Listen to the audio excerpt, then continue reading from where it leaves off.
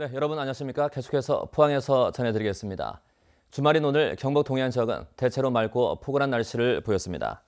오늘 낮 최고 기온은 포항 10도, 경주 13도 등 8도에서 13도의 분포를 보였습니다. 휴일인 내일도 낮 최고 기온이 15도까지 오르는 등 포근한 날씨를 보이겠고 오후부터 차차 흐려져 월요일인 모레는 봄비가 내리겠습니다. 동해 남부 해상에는 바람이 강하게 불어 물결이 높겠고 해안에는 너울성 파도가 일겠습니다. 화창한 날씨를 보인 가운데 경주에는 봄 정취를 느끼려는 상춘객들로 북적거렸습니다. 봄의 전령 산수유가 노란 꽃망울을 터뜨렸고 다음 주에는 개나리와 진달래도 볼 수 있을 것 같은데요. 박상환 기자가 전합니다. 수줍은 듯 노란 자태를 뽐내고 있는 산수유가 봄을 알립니다. 가족이나 연인, 친구들과 함께 화려한 봄의 정취를 추억에 남겨봅니다. 봄도 되고 해서 야외에 나왔는데 날씨도 되게 좋고 지금 이렇게 꽃도 피는 거 보게 되어서 굉장히 좋습니다. 유모차에 누워있는 아기뿐만 아니라 아장아장 걷는 아이와 엄마들도 봄이 오기를 모두 손꼽아 기다린 듯합니다. 주인과 함께 산책 나온 개는 따뜻한 햇살을 맞으며 봄 냄새를 맡아봅니다. 추위에 발이 묶여있던 오리배는 모처럼 호수 위를 누비고 다닙니다.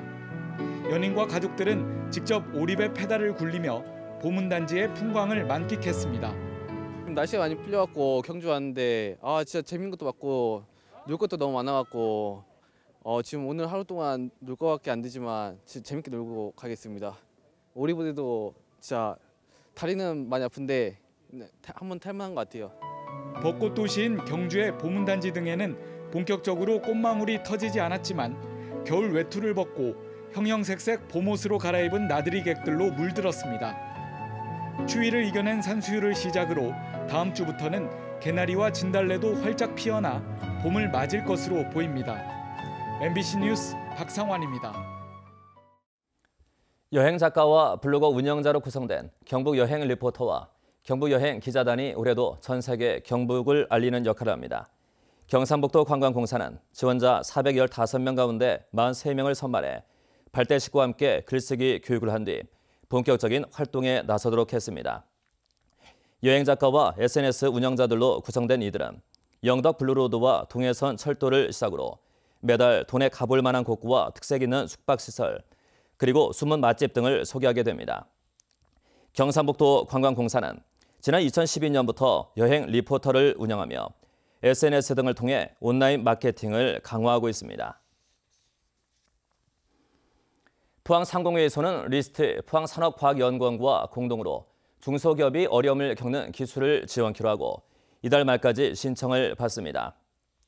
지원 내용은 연구 개발의 경우 건당 3천만 원 범위에서 비용의 90%를 지원하고 시험 분석은 300만 원 이하는 무상, 500만 원까지는 50%를, 기술 정보는 100만 원 이하는 무상, 300만 원까지는 50%를 지원합니다. 포항상의와 포항시 리스트는 지난 1998년부터 민상관 기술협력위원회를 구성해 지금까지 800여 개 중소기업에 애로기술 1,800여 건을 지원했습니다. 대구와 경북 지역 어린이집의 공기정화장치 설출이 전국 평균을 밑돌고 있습니다. 보건복지부의 조사 결과 지난해 말 기준 공기정화장치 설치율은 대구 43, 경북은 44.5%로 전국 평균인 60.4%보다 낮았습니다.